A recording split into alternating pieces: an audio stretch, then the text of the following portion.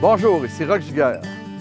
Aujourd'hui, on va essayer de décorer notre jardin d'ombre en vous montrant des plantes, des spécimens qui peuvent aller fleurir un coin ombragé, un sous-bois ou une plate-bande qui reçoit très peu de soleil. On va commencer par une plante qui est très commune, commune parce qu'on la connaît beaucoup, le prune vert. On la connaît comme nom, mais on ne connaît pas toutes les variétés. Alors, il y en a une panoplie, environ peut-être 350-400 variétés. On en voit quelques-unes ici. On est au domaine Joli de Lobinière, dans le sous-bois. Et on voit ici, à notre droite, à ma droite, alors un très beau prune vert du Japon, des fleurs rouges très voyantes, qui sont capables d'aller colorer l'ombre facilement. On le voit ici à la base d'un arbuste. Une autre plante qui est dans la même famille, c'est-à-dire un prune vert. Alors, on a un prune vert Smithiana, qui est une espèce. Alors, une jolie fleur jaune et le pédoncule qui est un peu comme rouge brique fait un joli contraste avec la plante. Et une autre prune vert qui sort très bien de l'ombre, on en voit une ici. Alors, c'est une prune vert blanche et le cœur jaune. On la voit bien, ça constitue une très belle sphère. Alors, qui est un prune vert du Japon, album, c'est-à-dire à fleurs blanches. Alors, on voit qu'on est capable de tapisser le sol et de créer un beau décor fleuri au printemps. Là, on va aller en voir une autre, parce qu'on peut aussi créer, avec ces plantes-là, des décors architecturaux. Vous allez voir que je vais vous en montrer une belle, avec une belle structure.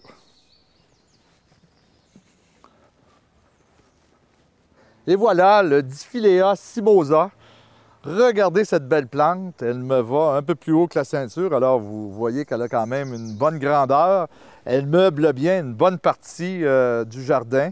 Et regardez ces feuillages découpés, cette belle texture un peu veloutée. Et cette belle petite fleur aussi, qui est peut-être pas aussi voyante que les prune verts qu'on a vus tantôt, mais quand même, elle a son efficacité et elle va être suivie par des fruits bleus noirâtres.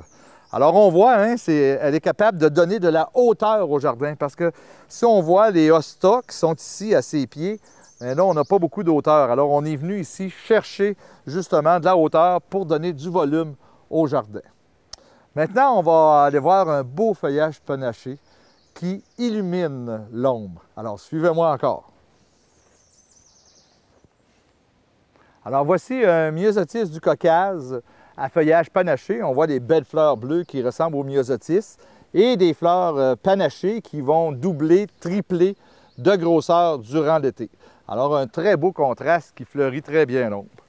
On va aller voir une autre plante qui fait partie des géraniums vivaces. C'est une grande famille qui peut fleurir beaucoup de coins à l'ombre. Alors, on a un très beau représentant ici, c'est le Géranium Phaeum Samabor. Alors, on le voit, c'est Samabor, c'est la coloration du feuillage. On voit le pourpre, le rouge vin. Et on l'appelle le géranium noir. On voit ici la fleur très foncée. Alors, on voit que c'est une belle plante qui fait ici une belle bordure ici en face de cette plate-bande. Et maintenant, on va aller voir une autre belle plante que j'affectionne à l'ombre, l'Ancodie.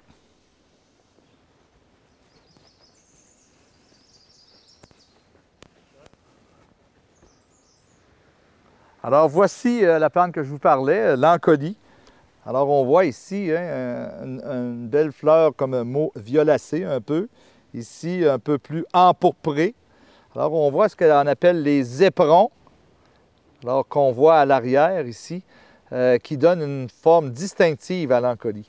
Alors, il existe toutes sortes de belles couleurs. Je vous invite à consulter nos membres Passion Jardin pour avoir de ces beaux spécimens.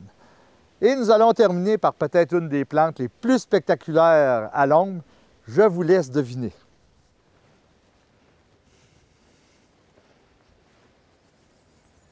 Voici, vous avez probablement deviné, vous voyez que je parlais des rhododendrons. Alors ici, ce sont des azalées, alors qui perdent leur feuillage durant l'hiver. On a une belle forme au feuillage crème et jaune, orange et en arrière de moi des roses. Alors, on voit qu'on est capable de fleurir l'ombre autant que nos parties ensoleillées. C'était Roch Giguère qui vous souhaite bon jardinage.